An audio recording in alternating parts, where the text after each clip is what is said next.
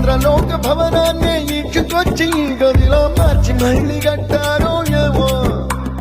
మాయజాలము తెలుసు మంత్రకారడి తెలుసు రెంటి కన్న ఇది ఇంకోటేమో నీలాకాశం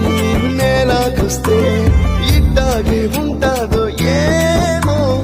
ఈ సంతోషం దాచాలంటే హృదయాలు ఓ వంద కావాలి